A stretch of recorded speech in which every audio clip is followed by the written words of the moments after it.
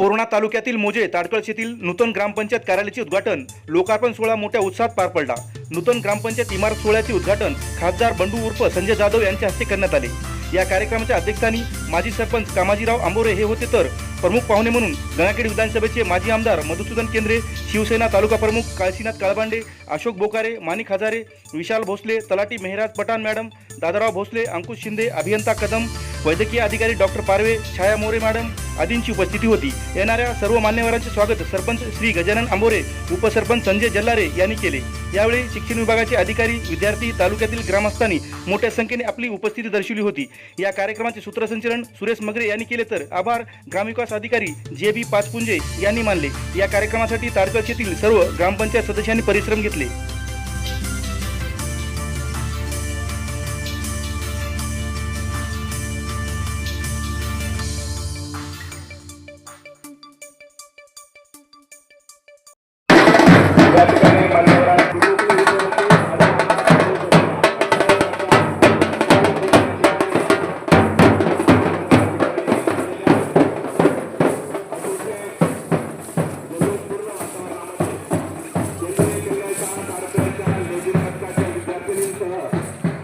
ग्रामपंचायत sir मी ग्रामपंचायतची इमारत बांधली, त्याबद्दल ताडकळच्या सर्व ग्रामपंचायतच्या सरपंच, उपसरपंच, सर्व माननीय सदस्य, गावातल्या सर्व नागरिकांचं या ठिकाणी मनपूर्वक स्वागत करतो आणि त्यांना खूप खूप शुभेच्छा देतो।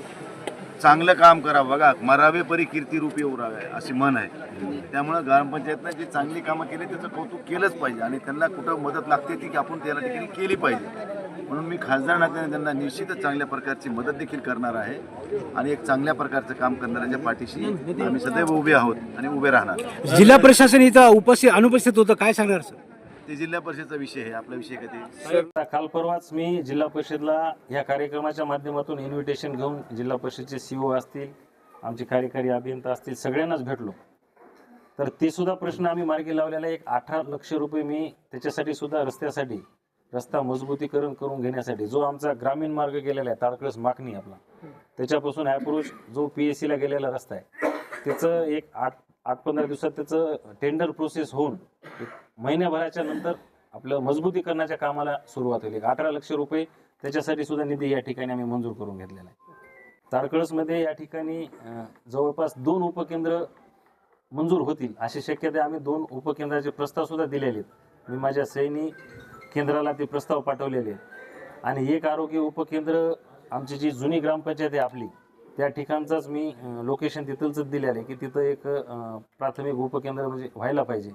आरोग्य उपकेंद्र जर तिथं झालं तर गावातल्या जवळपास शाळेपासूनच्या खालच्या भागाला तिथं मदत होईल आणि बसस्टँडच्या पलीकडून मग जिथं कुठं करता येईल आपल्याला ॲडजस्टमेंटनुसार तिकडे एक उपकेंद्र आपलं होण्याची शक्यता आहे। असे 2 उपकेंद्र आपल्या तालुक्याला येणाऱ्या काही दिवसामध्ये होणार आहे।